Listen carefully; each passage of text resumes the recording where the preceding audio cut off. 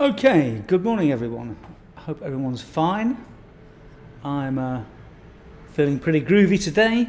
Yeah, as I said, I mean, you can guarantee for the next few days, for the next few weeks anyway, I'm going to be going live at this time every day.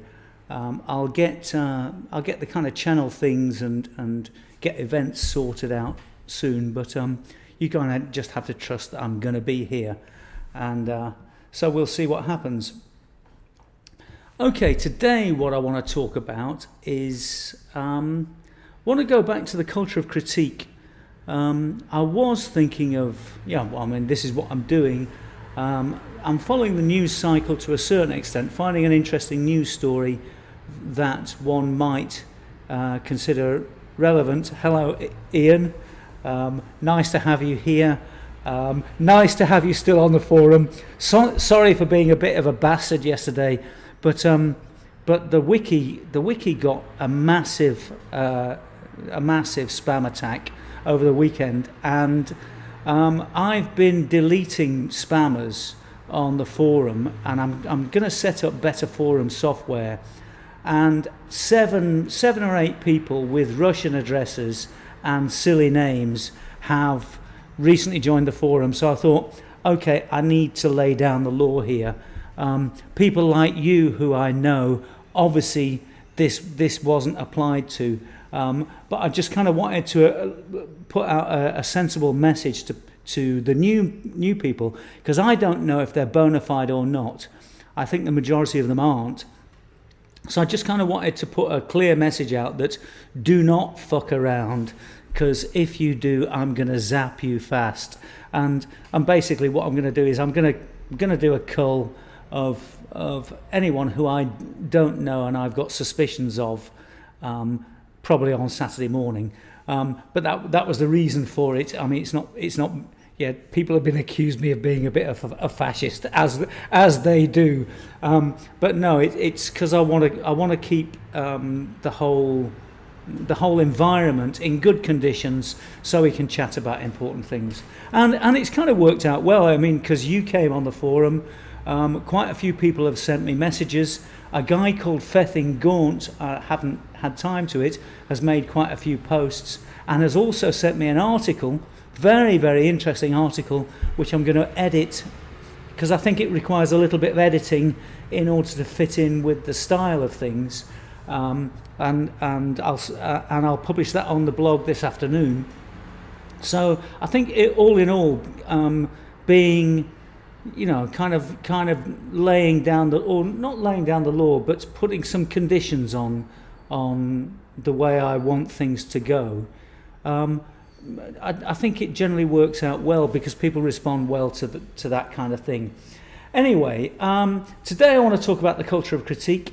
A lot of people in the comments have been talking about the Marrakesh Declaration.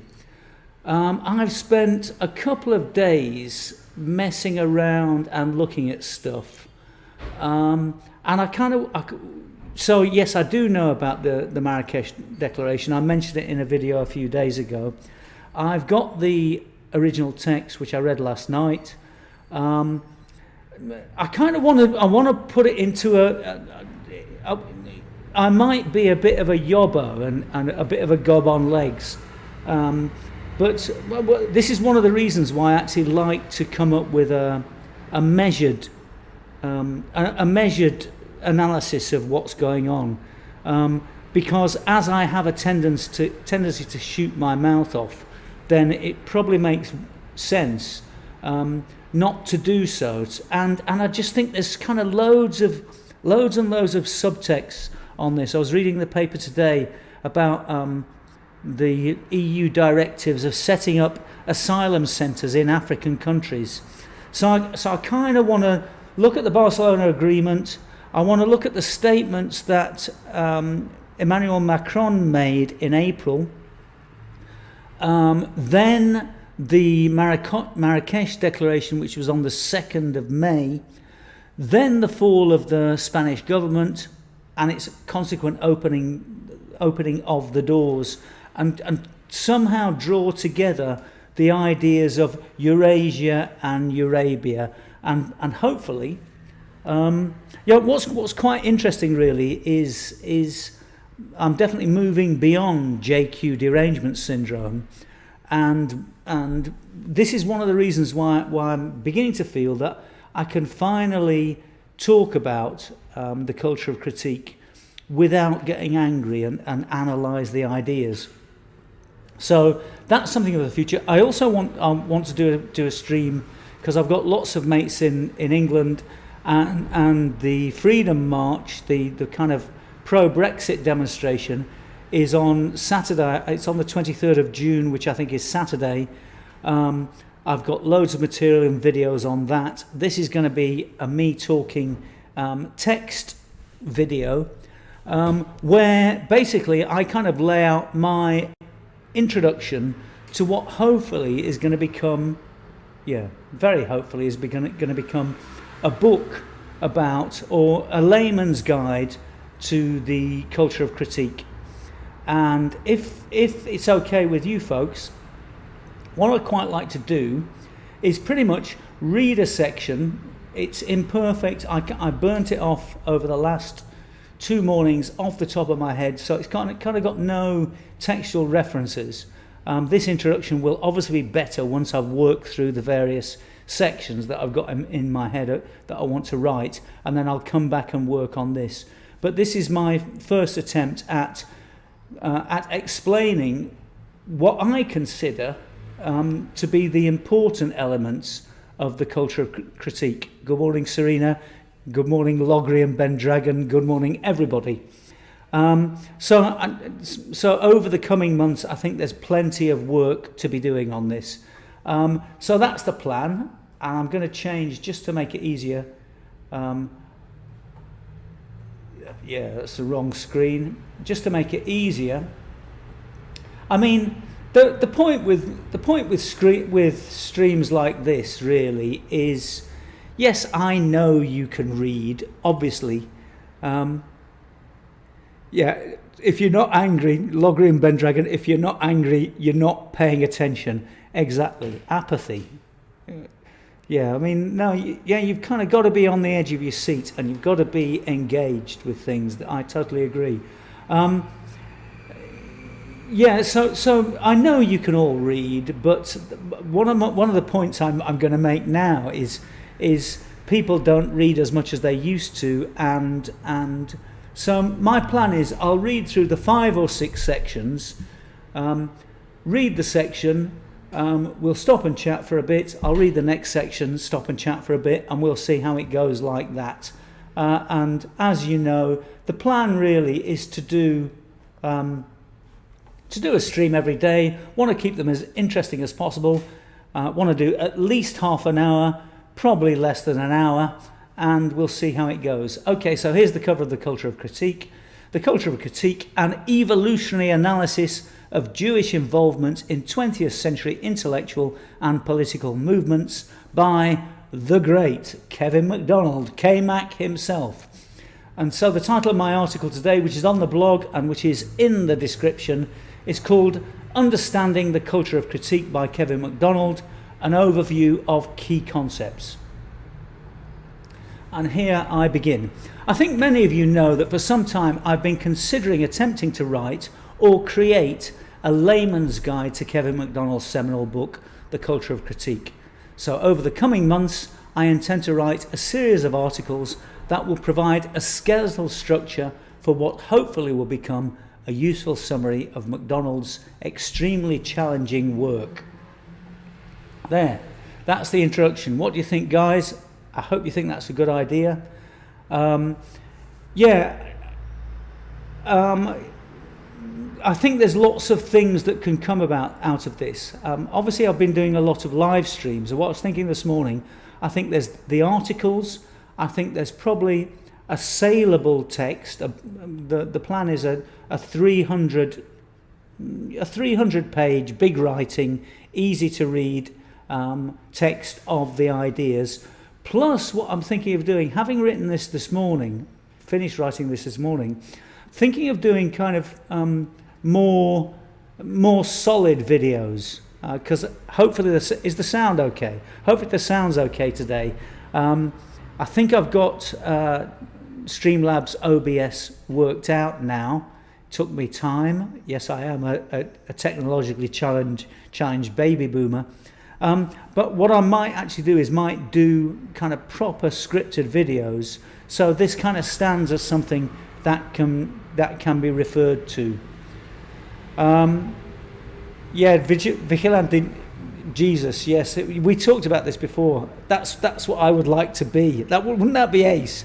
Being the equivalent of Thomas Huxley to Darwin. Yeah, I don't think I'm up there, but it's a great idea. Anyway, let's continue with the next section. Breakdown. There are many reasons why this is necessary.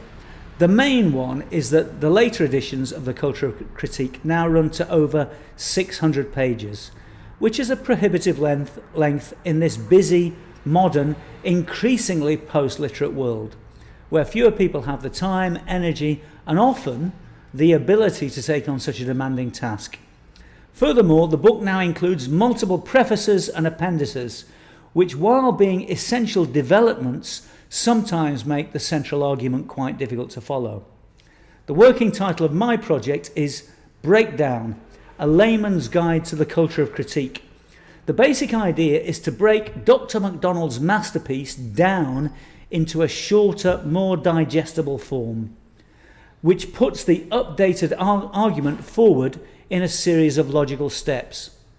Similarly, my central theme will be a clear explanation of how 20th century Jewish intellectual and political movements broke down the pillars that supported Western society through a twin-pronged attack on the European ethnic integrity of those societies and traditional family values upheld by the historically dominant ethnic group. So that's the introduction, folks. I mean, that's as I said, this is going to improve a lot as I work on it, because having written 2 books now, what you tend to do is you come back and revise. Well, inevitably, you come back and revise quite radically the introduction once you've written all the sections. Yeah, a bit early, mate, but it's a good time for me, and I'm going to be doing this at 9 a.m. This is for Rough Cabbage. I'm going to be doing this at 9 a.m. Every morning for the next month until I've kind of really got everything settled, and then I want to get in touch with people and try and do interview streams in the afternoon. Anyway, let's go back to the text. Okay, so the immigration.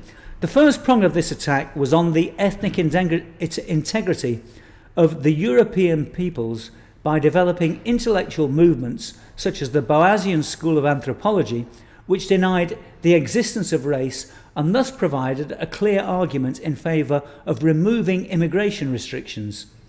Since the end of World War II, and particularly since the mid-1960s, this change in policy has allowed an influx of third world migrants into the West, which has changed the ethnic and cultural complexion of not only Europe, but also countries founded by European peoples, such as the United States or Australia. Jewish academics didn't only provide the intellectual arguments for mass immigration, but Jewish organisations and politicians were involved in lobbying to change policy. As McDonald states in Chapter 7 of Culture of Critique, immigration policy is a paradigmatic example of conflicts of interest between ethnic groups, because immigration policy determines the future demographic composition of the nation.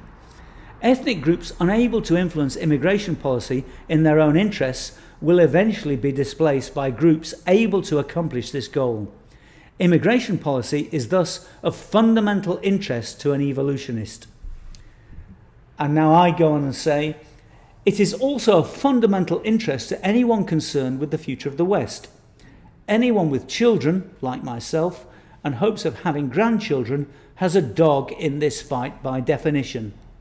Unlike the intellectual movements which can be argued against and, I think, ultimately defeated, demographic changes are permanent and have already changed Western societies irrevocably.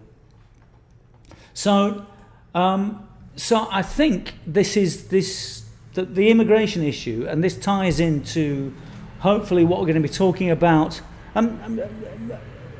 It's hard to say how these streams are going to go, but it's hopefully what we're going to be talking about: immigration policies, and and the Marrakesh Declaration, any changes that have occurred recently. Our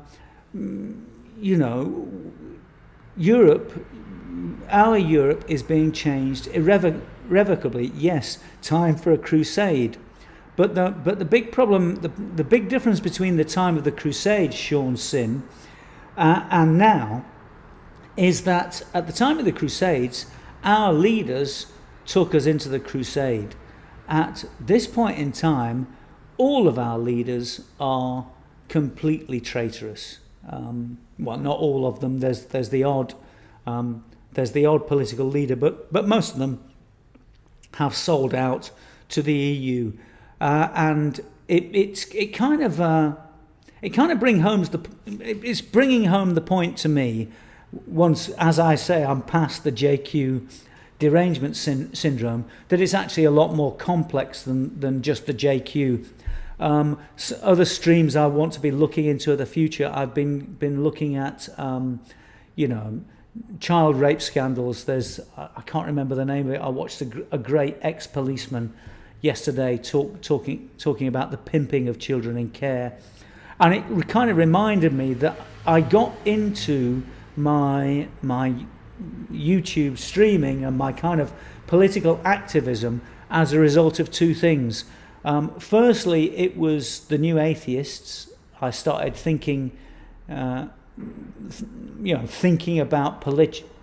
religion and politics, and that they took me into criticising Islam. But also it was watching videos about the Jimmy Savile scandal that definitely got me thinking about all this, and so this is another theme I want to go back to. I think we have loads and loads of themes. So there's the mass immigration, but also there's the kind of general rottenness of the various European societies, or certainly of the establishments that run them. And the big question is, how do we take power back from these people? Because our leaders are not to be trusted. That's very, very, very clear. Okay, let's move on. Keep moving on. Okay, the next section, childhood sexuality. The second prong of the attack was on traditional family values through the promotion of sexual liberation and movements which attacked traditional gender roles, such as feminism and gay rights. This attack began with the work of Sigmund Freud, who, based on the testimonies of a relatively small group of mainly Jewish women in Vienna, developed a set of theories to explain human psychopathology, which he applied to Western Gentiles. He named this ramshackled set of theories psychoanalysis, one of the central tenets of which was that neurosis and other psychological conditions occurred in adulthood, were the result of sexual desires frustrated during childhood development. An example of this is what he called the Oedipus complex.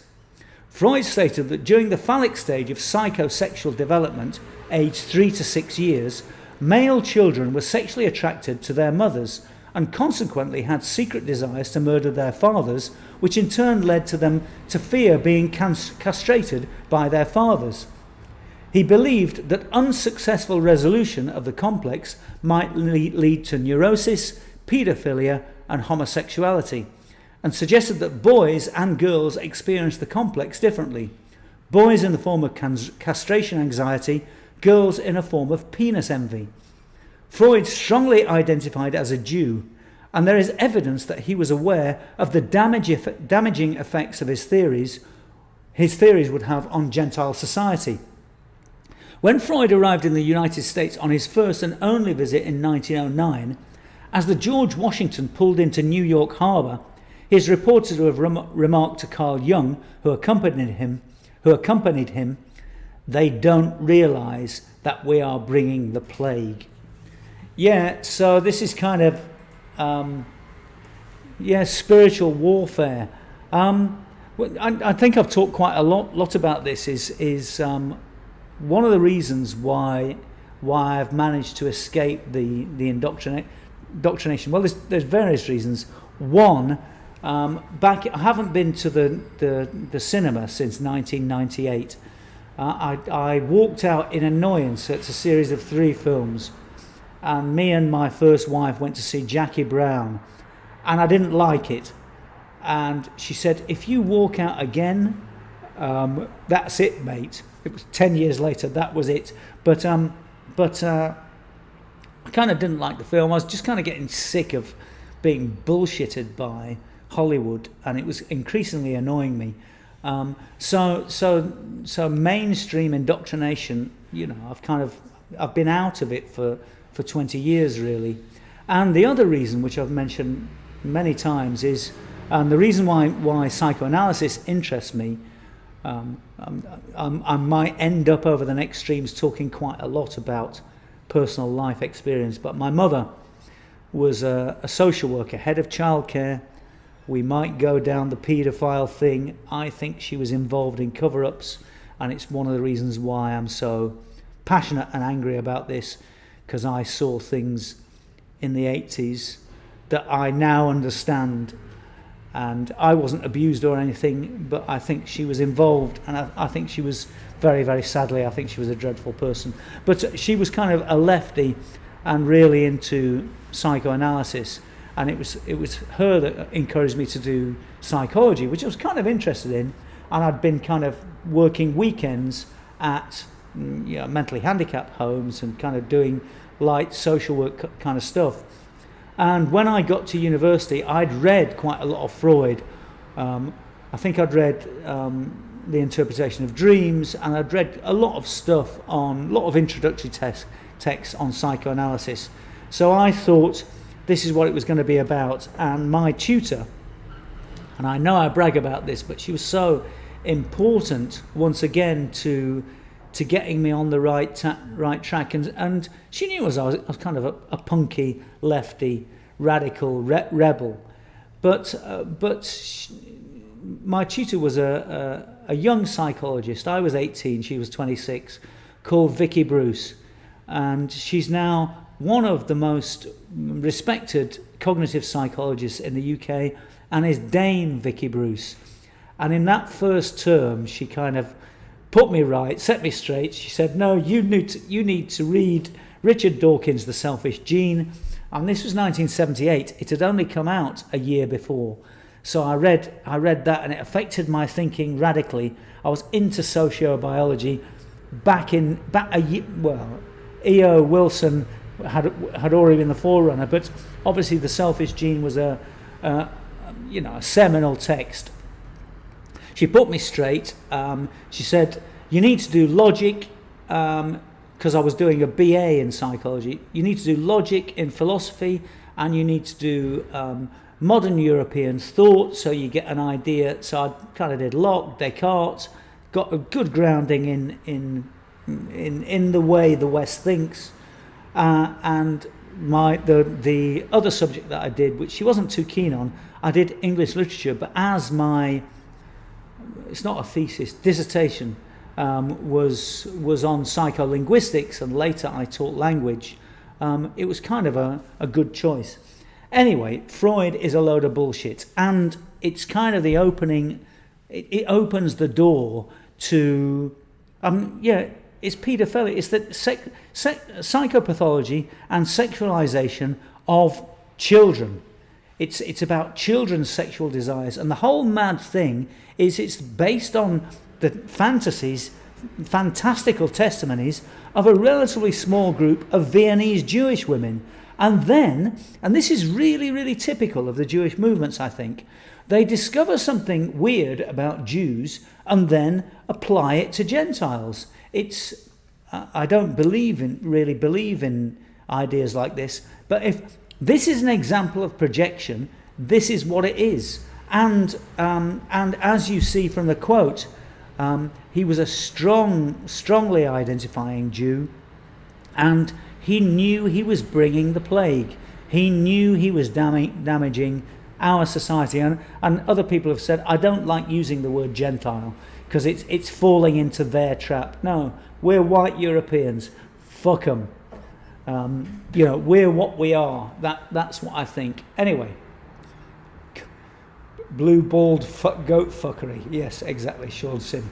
Okay, so let's move on. And I'm going to be covering a lot of this in various other streams. So the next section is sexual revolution. What Freud began was culminated by the Frankfurt Institute for Social Research, commonly known as the Frankfurt School, which was founded, funded and staffed by Jews at the University of Frankfurt in 1923. The Frankfurt School was perceived as a communist organisation, and it was closed within 6 weeks of Hitler's ascent to power because it had encouraged activities hostile to the state.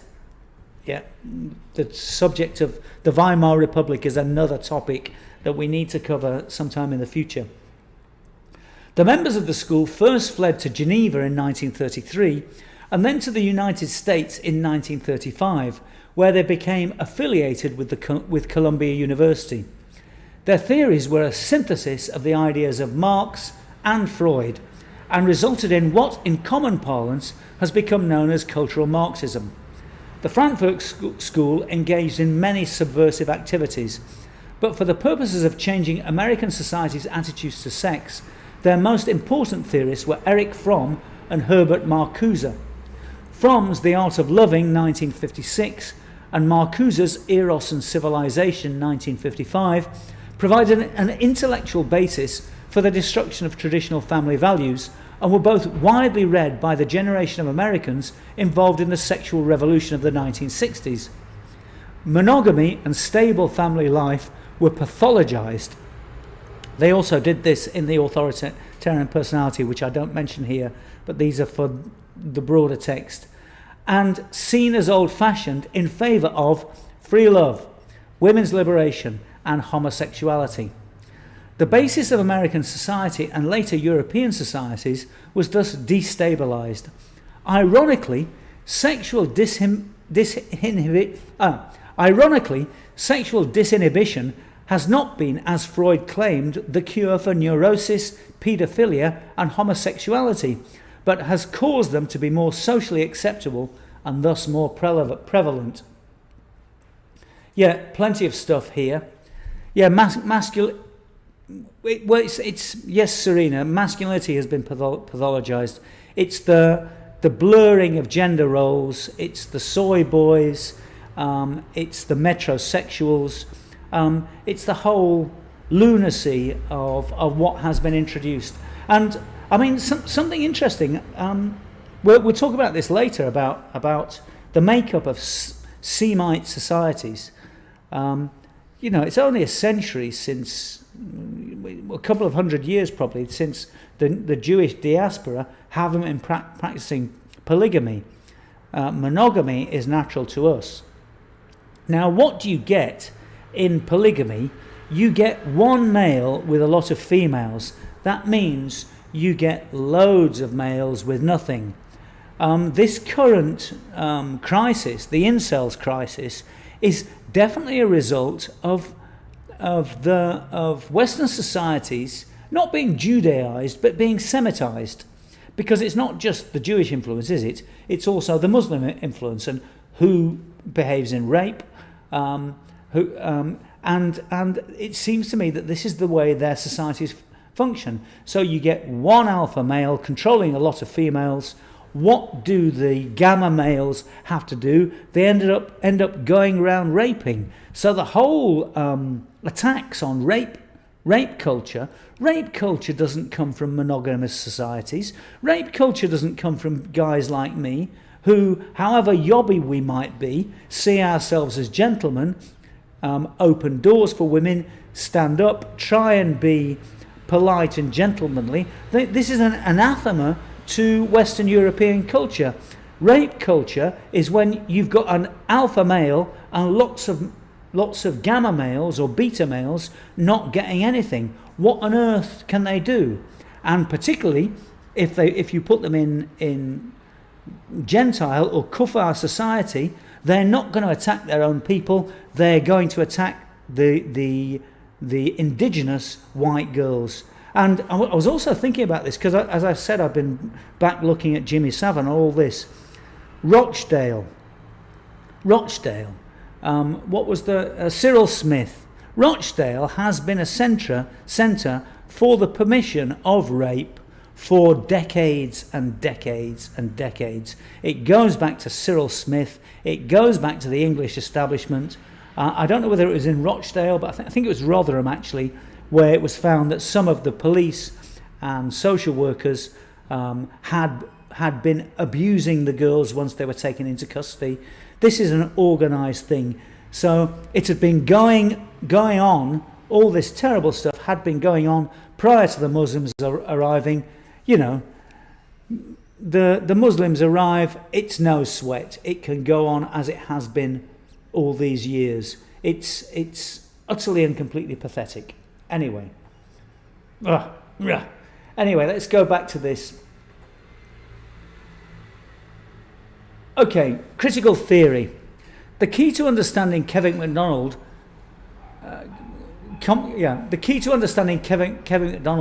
ideas comes in the title. The culture of critique refers to critical theory, another core idea of the Frankfurt School, which has also been adopted by the postmodernist academics who dominate the modern university and education system. Critical theory was first defined by Max Horkheimer of the Frankfurt School in his 1937 essay, Traditional and Critical Theory, as a social theory oriented towards critiquing and changing society as a whole, in contrast to traditional theory, oriented only to understanding or explaining it. Horkheimer saw critical theory as a radical, emancipatory form of Marxian theory, critiquing both the model of science put forward by logical positivism and what he and his colleagues saw as the covert positivism and authoritarianism of orthodox Marxism. He described a theory as critical insofar as it seeks to liberate human beings from the circumstances that enslave them. What a pile of shit. That's not in the article. Put simply, critical theory sees everything from sexual norms and family values, political structures and economic models, to conventional views of history, art or architecture as problematic and therefore subject to criticism. The aim is to destroy everything and build something better in its place. As can be seen from the current malaise of modern society, this hasn't happened. Although McDonald doesn't really focus on this, there is something very reminiscent of Talmudic scholarship in critical theory, an insatiable desire to criticise for criticism's sake, which is very antithetical to this heart on his sleeve, dumb Anglo-Saxon goy. My view is, if it ain't broken, don't fix it. So they're kind of approaching the end now. I mean, that's pretty much it, really. Critical theory has been the weapon I think they've used, and the big problem with the JQ now, and what I would like to do with writing this, Kevin McDonald's done it for me, but he's done it in a very convoluted fashion, I think, is I would like to show people where all these terrible ideas that have been adopted by the modern left, the modern white European left, they're actually ethnic weapons. And critical theory is utterly and completely fallacious. And as I say here, it's criticism for criticism's sake. And I think it's antithetical to our way of thinking. And this is the problem I had with frame games, really, and the stream I did about my disagreement or problems with him. I refuse to think differently. We might be able to think tactically and be more effective to a certain extent. I think you need to be sensible, but you can't rethink your way of behaving to such an extent that you betray yourselves, because as has happened with so much of modern society, it's become rootless, it's become atomized. People don't have identity. And yeah, I mean, I spend a lot of time listening to stuff, and I was listening to Roger Scruton yesterday, on beauty, who's fantastic, and it's these kind of gentlemanly, what is right and proper attitudes. Did I say he's just published a new book on conservatism, which I think I'm going to get hold of. I really like Roger Scruton. And, you know, beauty is sublime. I've talked a lot about art and architecture. Beauty is sublime. It's not utilitarian. It takes you somewhere beyond that. It is the meaning of life, because it appears to be unnecessary, but that's why it's so useful. Something that is good in its own right. And I'm not a great theorist on this. It's just I think I've just developed an instinct about what is good art and what's bad art, and you know it when you see it, you know it when you hear it, you know it when you read it, it just hits you. And for that reason, it's much better than something that's purely utilitarian. So these utilitarian buildings, these tower blocks, that are all supposedly very convenient and well designed to have people living in chicken hatches, they fall apart and get graffitied because essentially they have no internal meaning, they have no transcendence, they have no importance, and that's the reason why nobody cares about them. And what you have to do in order to live well, you have to love your environment. And we kind of go back to this point of what we're defending. It's kind of I'm in this very much in two minds about what to talk about, because obviously you've got to talk about where the attacks are coming from. So that's the immigration policies, the attacks on societies. You've got to analyse them to the extent that I'm trying to do by writing about the JQ and other aspects of society. But at the same time, really what you've got to be doing is you've got to be bigging up what you love about your society. You have to hold very closely at all times what is important to you, and you really have to wear this like a badge. You have to wear it like a badge on your breast and walk proud with your head high and say, I am this, or we are this, and we're not prepared to compromise on this, because once you start to compromise, then that's when you start to lose ground. And that's when you lose ground to the whole multicultural bullshit, and people get dragged into this rootless, atomized world. Okay, I'm on a rise, and I'm feeling inspired today. Okay, well, we're getting to the end. So, group evolutionary strategy.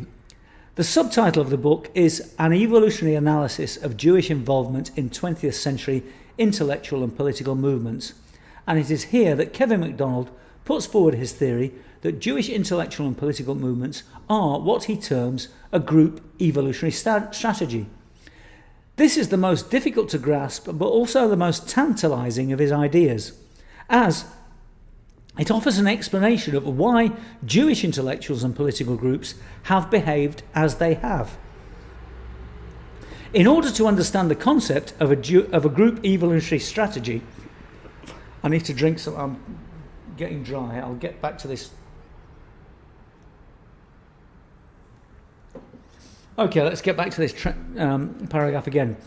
In order to understand the concept of a group evolutionary strategy, you have to accept that races exist, and members of different races are genetically distinct. Incidentally, race realism, or scientific racism, as it is known by its critics, was one of the prime targets of the Boasian school of anthropology. As I pointed out earlier, denying that there are any differences between races removed any intellectual arguments Americans of European stock had to maintaining restrictions on immigration from third world countries. Having accepted that races exist, one is forced to ask what the differences between Jews and Gentiles are. McDonald has developed his argument in the 2 previous books in the Culture of Critique series, A People That Shall Dwell Alone and Separation and Its Discontents. He also lays out the theory in 2 sections in the preface to the Culture of Critique. Put simply, due to the climate of Northern Europe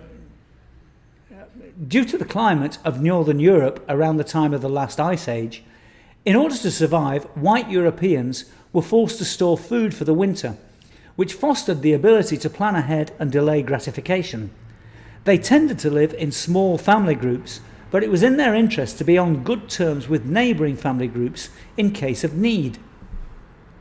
Family units comprised a monogamous couple who could rely strongly on each other in order to prepare for and survive cold winters. But marriage arrangements tended to be exogamous in order to foster good relations with neighbouring families. This has led to peoples of white European stock to have relatively low in-group preference and a high tolerance for members of outsider groups. Jews, on the other hand, are originally from the Middle East and were originally herders. This meant that the family unit was more likely to be polygamous, with the most successful males having a relatively large number of wives. Marriages tended to be endogamous, with partners coming from within the extended family group. This led to higher in-group preferences and greater suspicion of outsiders. These tendencies continued among the Jewish diaspora, and to this day Jews tend to marry other Jews irrespective of whether they describe themselves as religious or secular. The main thrust of Kevin McDonald's argument is that from an evolutionary perspective, it would be advantageous for Jews to undermine traditional Gentile family structures, as it would allow them to thrive in a weakened society. Similarly, it would be in their advantage to promote immigration and multiculturalism, because as one of the many different ethnic groups in a society, they would be less likely to be noticed and therefore less likely to be persecuted. So folks, I see you're not concentrating very closely on this. That's the group evolutionary strategy part of the theory. I think it's pretty solid, but I don't think it's 100%. I think there's, as I mentioned earlier, I think there are Talmudic and cultural influences as well. Something I also think about the culture of critique is, I think the group evolutionary strategy is very exciting, because it puts forward a theory, and it's a big shame that that Kevin McDonald was so vilified when it was published in 1998, because had other researchers been able to work on this, then we could have had a much clearer concept of how ethnic groups work, and not just Jews. The same could be done for Muslims or Chinese or Hindus or Sikhs or us white Europeans. But I think the point of the group evolutionary strategy provides the explanation. What's also interesting, what's mainly interesting about the book, or certainly was for me, I knew all this history. I knew about the Bolsheviks, I knew about psychoanalysis, didn't know much about Franz Boas, knew about the Frankfurt School, knew about the neocons, but I didn't know that they were all Jewishly motivated. And I think the point of the book really is simply saying this was done by Jews, and that's it. And as I say in the last section, the last paragraph, that doesn't mean that Jews haven't done anything good. I think the von Mises School of Austrian Economics is quite interesting. I can't work out the group evolutionary strategy there. Ayn Rand's objectivism is definitely a right-wing point of view. I think one might be able to argue that it increasingly atomizes atomize the society. Objectivism doesn't have very much solidarity. Yellow Green Dragon, Zabati Zevi, not heard of him, but I'll definitely check him out. So in many respects, it's just simply knowing. I think Kevin McDonald's perspective on the history is sufficient. I think that's enough. That's enough to cause our concern, just by saying that Marxism, Bolshevism, Boasm anthropology, the immigration policies, the Frankfurt School, neoconservatism, simply by saying all these groups are Jewishly motivated, is sufficient. And dissident Anglo. What caused whites to lose our group evolutionary strategy? Was it genetic, i.e. altruism, or social, i.e. Jewish control of the media? Well, I think Kevin McDonald would argue that given our relatively low in-group preference and our high levels of trust, and also our high levels of altruism, in these early chapters that I mentioned, which I'll write about in detail, he talks about he uses some game theory to demonstrate how white Europeans tend to function. So white Europeans will go in to any situation completely trustworthy. Other ethnic groups don't do this. They always go, they don't trust the outsider. So white Europeans tend to be completely trustworthy and change their attitude once they see that somebody hasn't corresponded in an equivalent fashion. But interestingly, he develops this idea, and he says also, when you see that people aren't behaving in an altruistic fashion to third-party groups, then you will also withdraw your support for them. So basically, it's partly genetic, dissident Anglo, because we have these tendencies within us. So we tend to be altruistic, we tend to be non-group preference, and very open in our attitudes. And because we're built on a high trust society, we want everybody else in that society to also behave in a high trust fashion. So what Jewish academia and the media have managed to do is they've managed to guilt trip us into being blamed for slavery, being blamed for colonialism, being blamed for the Holocaust. People like us on this stream are much more aware of how this guilt trip is false. But for the majority of the population, the do-gooders, the people who want to welcome the refugees, this is something inherent in us. And this is one of the reasons why it makes it difficult for me. Okay, the loony left are one thing, the feral left are one thing, but the average lovey-dovey member of society who just wants to help refugees and thinks they're being good needs to be educated rather than hated. And I suppose this is what I want to get into. If in a very tiny way, if I can put my small grain of sand that helps educate people that you're being tricked. The media are tricking you into believing this. They are exploiting your good qualities. That doesn't mean you shouldn't have these good qualities, but these good qualities don't work when you've got ethnic groups who behave in a very different fashion. And it's very, very clear that Jews as an ethnic group behave in a different fashion, as do Muslims, as do black Africans. So we're going to get screwed, basically. So that would be my answer to that. And let me quickly get to the end of this. Okay, so and I'll be wrapping up soon. So the last section is not a monolith. Throughout the culture of critique, Kevin McDonald repeatedly points out that he doesn't see Jewish culture as monolithic. there are Jews on both the left and on the right. Some movements, such as those mentioned here, have contributed negatively to Western societies, while others have contributed positively. Don't give me a hard time here, folks, in the chat.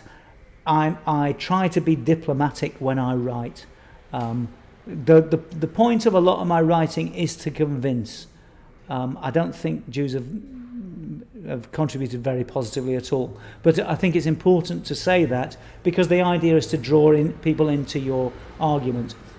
Similarly, many Gentiles were involved in the intellectual movements, and today the modern left is still dominated by Gentiles, who, as we said to Dissident Anglo earlier, to a certain extent have been fooled into believing that they're good by believing the rubbish ideas that they do.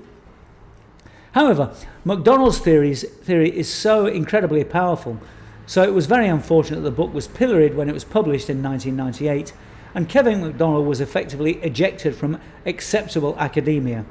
This has meant that other academics have not been able either to develop or disprove the underlying thesis of the culture of critique. Okay, and when we come to this disproof here, I don't count Nathan Kofnas. Nathan Kofnas's critique is just too trivial, too superficial, and he seems to be writing about a book that I haven't read. Kevin McDonald doesn't cherry pick. One of the big problems of the culture of critique is there's so much stuff in there that you kind of get bogged down by data, and most of it comes from Jewish writers. Okay, last paragraph. The experience of reading the culture of critique was life-changing for me, and it's probably the most powerful book I've read since I finished university in 1981. I hope you found this very brief introduction to the key ideas of the culture of critique useful, and look forward to elaborating on them in forthcoming articles. Okay, so that's it, folks. I burned this off this morning, or finished this off this morning. I hadn't had time to proofread it before going live. Yeah, God's own prototype. Yes, Kofnas's thesis is partial. Is it even necessary? Because, I mean, basically he says, you know, there might be an element of truth in it. They tend to have higher IQ. They tend to live in cities. I can't remember. And he also says that Kevin McDonald cherry picks. I don't think Kevin McDonald cherry picks. What he does is he takes his theory and he takes it as far as he can possibly go. The big problem is that no other serious academics, people involved in sociobiology, have come back at him and criticised it from an academic point of view. Somebody like Kofnas, the default theory, as it's been called, just isn't sufficient to explain everything, because it's the intellectual movements which I'm going to be concentrating on. It's the political movements like the neocons, for example, their influence on politics, their influence on the media. There has to be in-group preference and ethnocentrism. Okay, everybody's saying cheers, Simon, so it looks like you all want to get a coffee. Me too. Thanks for listening to this. Time to say goodbye for today. I'll be back tomorrow, either talking about the Marrakesh Agreement, the Marrakesh Declaration, and how I feel this fits in with the general politics of society, of the West, and the immigration policies, and I think it's called the March for Freedom on the 23rd, which is the Brexit rally, because I think we have to balance things. There's lots of things we need to be doing. Analysis of the intellectual movements, analysis of the policies, bigging up our own culture, but also some kind of activism, helping people out and promoting people that are getting out on the streets and doing something about this. So, Dissident Anglo, I know this is. We'll talk about this another time. I think it's time to finish now. Kofnas's theory just really doesn't stand up. The IQ argument isn't enough. Anyway, folks, that's it for today. I think I've gone on more than long enough. I'm very pleased that I've had no complaints about sound today. which is great. Hopefully I've got things sorted out. I'll be back tomorrow. Have a wonderful day, lovely sunny day here. Look after yourselves, and yeah, great to have you here. Thanks for listening.